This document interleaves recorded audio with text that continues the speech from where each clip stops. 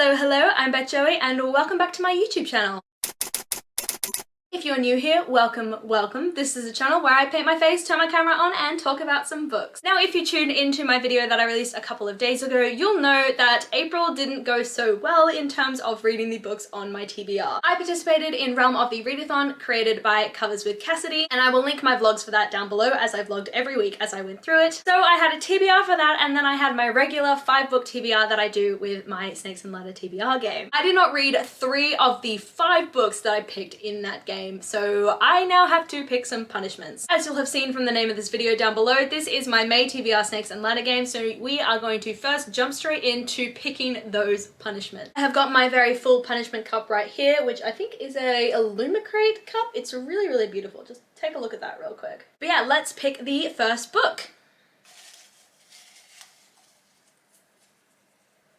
Last Night at the Telegraph Club. I'm actually pretty happy with this one because I am pretty keen to read this book, so let's find it and chat about what it's about. So my bookshelves are looking a little bit different now because I had to go digging through them to find this book, but we've got it. Last Night at the Telegraph Club by Melinda Lowe. 17-year-old Lily Hugh can't remember exactly when the question took root, but the answer was in full bloom the moment she and Kathleen Miller walked under the flashing neon sign of a lesbian bar called the Telegraph Club.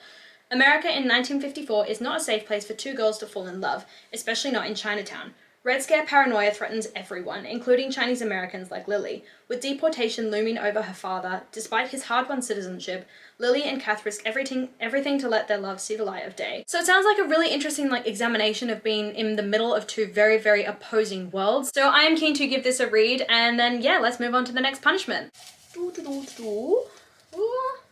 Once There Were Wolves. This one was a lot easier to find because I went right past it when I was searching for Last Night at the Telegraph Club, but it is Once There Were Wolves by Charlotte McConaughey, which I think was on a TBR a while back that I didn't end up posting. But anyway, let's look at the blurb. Inti Flynn arrives in the Scottish Highlands with 14 grey wolves, a traumatized sister, and fierce tenacity. As a biologist, she knows that animals are the best hope for rewilding the ruined landscape, and she cares little for local opposition. As a sister, she hopes the remote project will offer her twin, Aggie, a chance to heal from the events that drove them both out of Alaska. But violence dogs their footsteps when one night Inti stumbles over the body of a farmer. Unable to accept that her wolves could be responsible, she makes a reckless decision to protect them. But if the wolves didn't make the kill, then who did? And can she trust the man she is beginning to love when he becomes the main suspect? Propulsive and unforgettable, Once There Were Wolves is the spellbinding story of a woman desperate to save her family, the wild animals, and the natural world she loves. So it's set in the Scottish Highlands, which is always right up my alley. I love Scotland and everything to do with it, so that is an immediate checkbox in my books. And then it looks like a murder mystery as well, which again, I love, with this sort of environmentalist theme woven throughout as well. Plus, it's a baby short book, so I'm keen to give it a go. Let's go for the third punishment. We have got the cup again, digging around. Let's go near the bottom this time. Oh, we've got one. We've got Fable, and this one is hilarious because this one was on a book club pick that I never actually got around to reading, so now I guess I kind of have to read it. Right in front of my eyes, Fable by Adrienne Young. This one I've heard mixed feelings about, but let's read the blurb. As the daughter of the most powerful trader in the Narrows, the sea is the only home 17-year-old Fable has ever known. It's been 4 years since her father abandoned her on a legendary island filled with thieves and little food.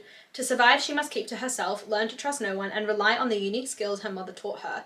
The only thing that keeps her going is the goal of getting off the island, finding her father, and demanding her rightful place beside him and his crew. To do so, Fable enlists the help of a young trader named West to get her off the island and across the Narrows to her father. But Fable soon finds that West isn't who he seems. Together, they will have to survive more than the treacherous storms that haunt the Narrows if they're going to stay alive. I think this is a fantasy romance and it's a baby short book, so I'm kind of keen to read it, but I haven't heard amazing things about it from other people who've read it. They've said they weren't able to connect with the characters, so maybe I'll vlog this one and I can let you know my thoughts as I go through. So now we are up to the part that you all wait for, which is the 5 rolls, and I am doing 5 rolls, which I'm sincerely going to regret, but we are at right where we left off last time on that purple. Let's roll and get a 5. 1, 2, 3, 4, 5. We are on pink. A book with a verb in the title. 1 minute timer is ready to go. Let's find a book with a verb in the title. Here we go. What have we got? I'm trying to get some of my library books read, so let's take a look at some of these. Perilous Treacherous Curse, Perilous Undertaking, The Ravens, Beneath the Sugar Sky. No, none of these. None of these are verbs. The Hand on the Wall, A Quiet Life in the Country. What even is a verb? It's like a doing word, right? That's a verb. Troy, I don't have anything with a verb in the title. Why are there no verbs? Killing for Company I've already read, but killing I think is a verb. Crown of Midnight is another library book. Shatter Me, is shatter a verb? No, that's not a verb.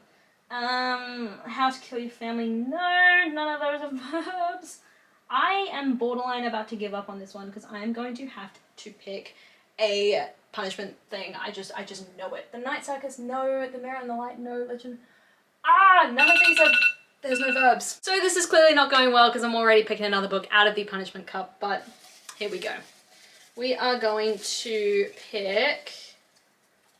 Okay, I picked After Ever Happy, but I haven't read that yet, so we are just going to read the first book in that series, which is After by Anna Todd. Do not ask me why I own this series. I'm kind of ashamed of it, but it is a bit of a guilty pleasure. So After by Anna Todd. This is a chunky book. I'm regretting the decision to do 5 rolls now. Let's read the blurb together. It says, Tessa is a good girl with a sweet, reliable boyfriend back home. She's got direction, ambition, and a mother who's intent on keeping her that way. But as soon as she arrives at WCU, she runs into Harden, her mother's worst nightmare. With his tousled brown hair, tattoos, and irresistible British accent, Harden is undeniably attractive, but completely different to what Tessa is used to. But is also rude, to the point of cruelty even. Tessa should hate Harden, and she does, until she finds herself alone with him in his dorm. His dark mood grabs her, and when they kiss, something ignites within her, a passion she's never known before. He'll call her beautiful, then insist he isn't the one for her, and disappear without a word. Despite the reckless way he treats her, Tessa is compelled to dig deeper and find the real Harden beneath all his lies. He pushes her away again and again, but every time she pushes back, she winds up being pulled further in. Will Tessa risk everything for someone she can't trust? It's a Wattpad book. It's supposed to be really good in a guilty pleasure kind of way, so I'll let you know my thoughts once I read it. Roll number 2, and by the way, when I hit the end of the board, I have to go back to the beginning, but I add £10 to my Waterstones account, so... 1. Seriously, this happened last time as well. This is really annoying. Okay, Purple. Purple is a book with orange on the cover. 1 minute timer ready to go. Let's find a book with orange on the cover. Again, I'm trying to focus on library books. So let's try and find some library books with some orange. That doesn't have orange. No, not really. That's a sequel plus. I don't really want to read that. God, none of these. Why am I not doing well this time around? This is really, really irritating. That's like yellow. I wouldn't call that orange. I'm now like questioning what orange is. Because I'm just like, I'm struggling so much to find a book that has orange on the cover. Oh no, I'm squishing all the books. I know I have to read The Kiss Quotient for another video, but there's no orange on that. A Quiet Life in the Country.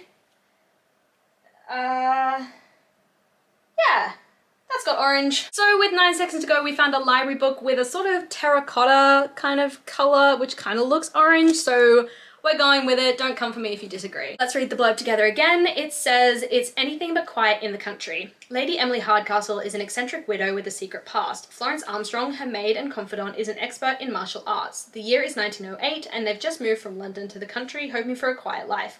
But it is not long before Lady Hardcastle is forced out of her self-imposed retirement. There's a dead body in the woods, and the police are on the wrong scent. Lady Hardcastle makes some inquiries of her own, and it seems she knows a surprising amount about crime investigation. As Lady Hardcastle and Flo delve deeper into rural rivalries and resentment, they uncover a web of intrigue that extends far beyond the village. With almost no one free from suspicion, they can be certain of only one fact. There is no such thing as a quiet life in the country. This sounds really fascinating. It's a baby short book. I love a good murder mystery. They tend to be really, really quick reads, and the text looks pretty large as well, and some short chapters, so fingers crossed this one's a good one. Roll number 3, and I'm looking at my stack of books and getting really intimidated, so let's hope for some more baby books. 5. 1, 2, 3, we're just gonna pretend 4, 5. Yay, we're at the finish line. Now you may be wondering what finish line means, and it means 2 things. 1, I get £10 added to my Waterstones account and I get to buy myself a book. And 2, I get to pick the next book that goes onto my TBR for the month. and there is no timer in picking this book, so I will be back in 2 secs with my selection. I have decided to go with The Guest List by Lucy Foley because I want to read some of her backlist before I read The Paris Apartment, which everyone has been raving about.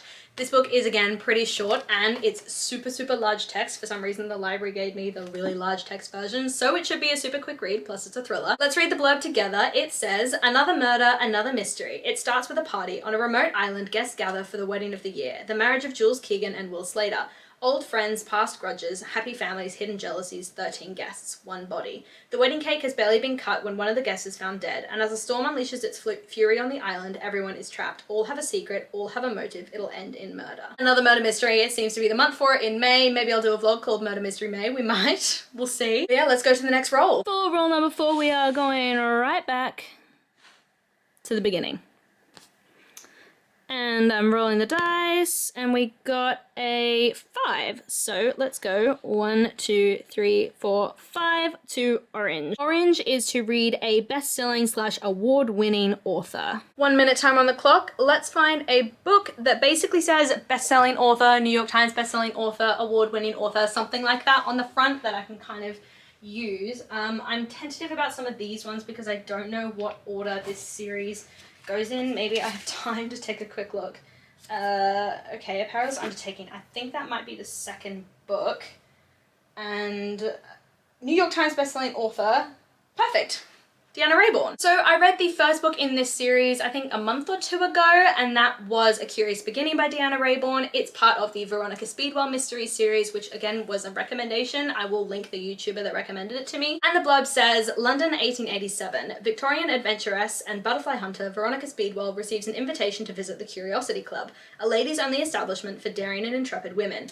There she meets the mysterious Lady Sundridge, who begs her to take on an impossible task, saving society art patron Miles Ramsforth from execution. Accused of the brutal murder of his artist mistress Artemisia, Ramsforth will face the hangman's noose if Veronica cannot find the real killer. But Lady Sundridge is not all that she seems, and unmasking her true identity is only the first of the many secrets Veronica must uncover. Together with her natural historian colleague, Stoker, Veronica races against time to find the true murderer. Another book that I'm super excited to read, another library book, another murder mystery.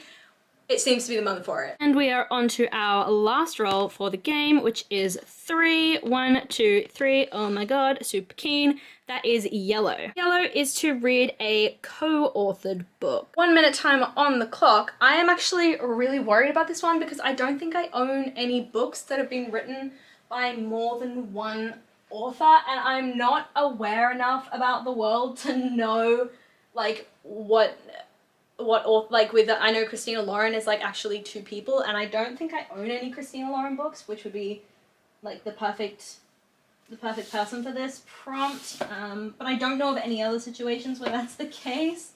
So I might end up just saying screw it and just going for an automatic like picking of the, what's it called, the punishment cup.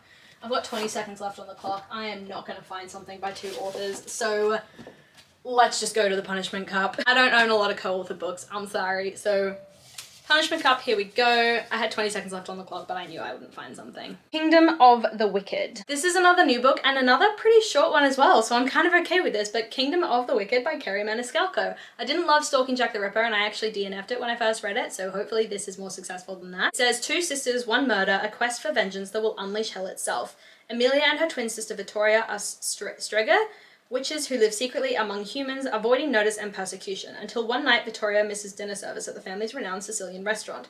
Amelia soon finds the body of her beloved twin, desecrated beyond belief. Devastated, Amelia vows to seek vengeance at any cost, even if it means using dark magic that's been long forbidden.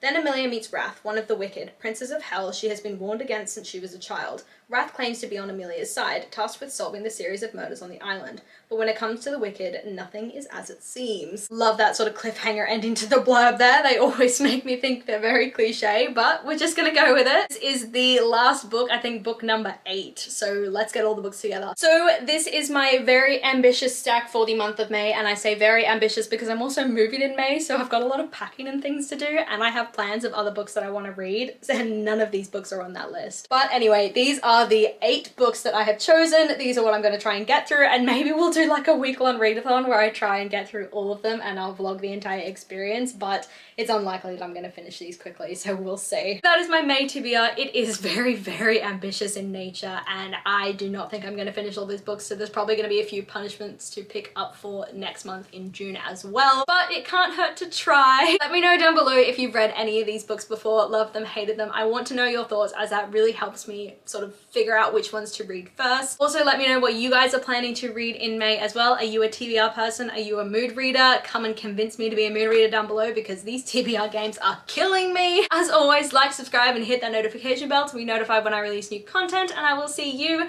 lovely people in my next video. Bye!